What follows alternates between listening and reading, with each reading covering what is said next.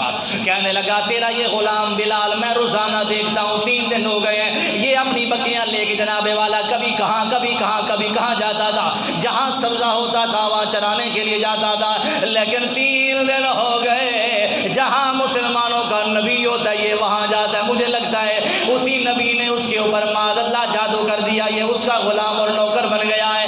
حضرت بلال حبشی کانوں میں سن رہے تھے۔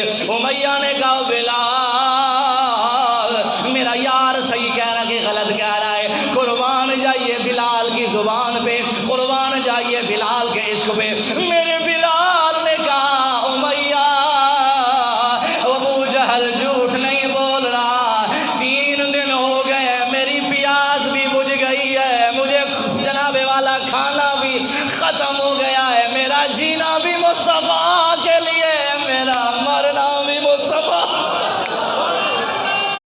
کہنے لگا تیرا یہ غلام بلال میں روزانہ دیکھتا ہوں 3 دن ہو گئے ہیں یہ اپنی بکریاں لے کے جناب والا کبھی کہاں جاتا تھا، جہاں سبزہ ہوتا تھا وہاں چرانے کے لیے جاتا تھا، لیکن 3 دن ہو گئے جہاں مسلمانوں کا نبی ہوتا ہے یہ وہاں جاتا ہے۔ مجھے لگتا ہے اسی نبی نے اس کے اوپر معاذ اللہ جادو کر دیا، یہ اس کا غلام اور نوکر بن گیا ہے۔